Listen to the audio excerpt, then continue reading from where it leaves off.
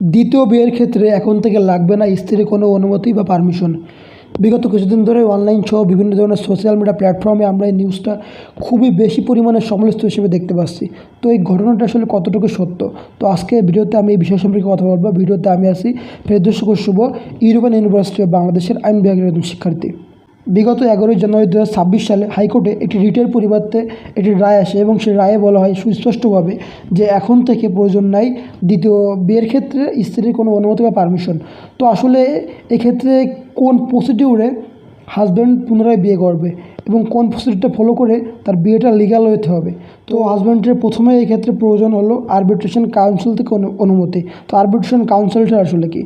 Arbitration council বা সালিসি পরিষদ হলো স্থানীয় কর্তৃপক্ষ যেমন চেয়ারম্যান সহ বিভিন্ন ধরনের গণ্যমান্য ব্যক্তিবর্গের সমন্বয়ে গঠিত একটি পরিষদ, যেখানে এই মুসলিম বহুবিবাহের ক্ষেত্রে তারা আসলে বিচার বিবেচনা করে যে আসলেই সে যে দ্বিতীয় বিয়ে করতে চাচ্ছে সে কি দ্বিতীয় বিয়ের যোগ্য কিনা, অর্থাৎ সে কি দ্বিতীয় বউকে সে কি ভরণ পোষণ সহ আদার্স যে খরচপাতি প্লাস সকল কিছু সে ইকুয়ালি ট্রিট করতে পারবে কি না। তো তারা এই বিষয়সহ গুলো দেখে এবং তারা এই বিষয়গুলো দেখার পরে একটা অনুমতি দেয় যে আসলেই যে দ্বিতীয় বিয়ে সে করার অ্যাবিলিটি তার মধ্যে আছে কি না।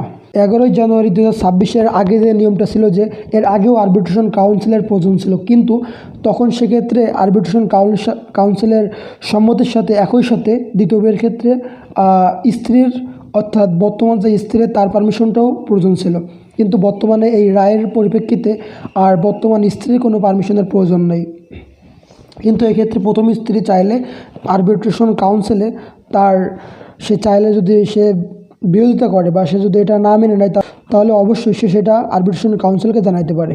1860 সালের দণ্ডবিধি আইনের 494 ধারা অনুযায়ী যদি কোনো স্ত্রী বা কোনো স্বামী তার বর্তমান স্বামী বা স্ত্রীর অনুমতি ব্যতীত বিয়ে করে তাহলে সেক্ষেত্রে তার 7 বছরের কারাদণ্ডের বিধান ছিল। কিন্তু এই বিধানটার সংশোধন হয় প্রায় 101 বছর পরে এবং এই সংশোধনের যে মাধ্যমটা সেটা ছিল মুসলিম পারিবারিক আইন 1961 সালের আইনটা অনুমতি পাওয়ার মাধ্যম দিয়ে। মুসলিম পারিবারিক আইনে একটি বিষয় খুব সুস্পষ্টভাবে উল্লেখ ছিল যে বহুবিবাহের ক্ষেত্রে অবশ্যই আরবিট্রেশন কাউন্সিলের অনুমতি থাকতে হবে। যদি অনুমতি না থাকে তাহলে সেই ক্ষেত্রে 1 বছরের কারাদণ্ড বা 10,000 টাকা ফাইন দিতে হবে। কিন্তু এখানে একটি বিষয় সুস্পষ্টভাবে উল্লেখ ছিল না যে স্ত্রীর অনুমতি আসলেই প্রয়োজন কি প্রয়োজন না। এবং 11 জানুয়ারি 2026-এ হাইকোর্ট এই ঘটনাটির পরিপ্রেক্ষিতেই বলে যে 1961 সালে যে আইনটা অনুমতি পেয়েছিল অর্থাৎ মুসলিম পারিবারিক আইন, এই আইনে সুস্পষ্টভাবে কখনো এটা উল্লেখ ছিল না যে স্ত্রীর অনুমতি মাস্ট বি প্রয়োজন। হাইকোর্ট ঠিক এই বিষয়টাই উল্লেখ করে এবং এই বিষয়টার পরিপ্রেক্ষিতে হাইকোর্ট এই রায়টা দেয় যে এখন থেকে দ্বিতীয় বিয়ের ক্ষেত্রে প্রয়োজন নাই স্ত্রীর অনুমতি বা পারমিশন। এখানে একটি বিষয় উল্লেখ্য যে এই রিটটা আসলে কবে করা হয়। এই রিটটা করা হয় 2022 সালে এবং একটা দীর্ঘ সময়ের পরে এই রিটের যে রায়টা আসে সেটা হলো 2026 সালের 11 জানুয়ারি।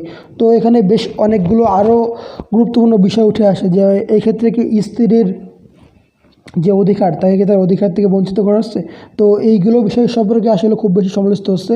তো বিভিন্ন মাধ্যম থেকে নাকি জানা যাচ্ছে যে এই রায়ের বিরুদ্ধে নাকি আপিল করা হবে অ্যান্ড ভবিষ্যতে আপিল হইলে আবারও হয়তো এখানে সংশোধন হইতে পারে। তো যাই হোক, ভিডিওতে ছিল এই পর্যন্ত। ভিডিওতে আমি ছিলাম ফেরদৌস শুভ আপনাদের মাঝে।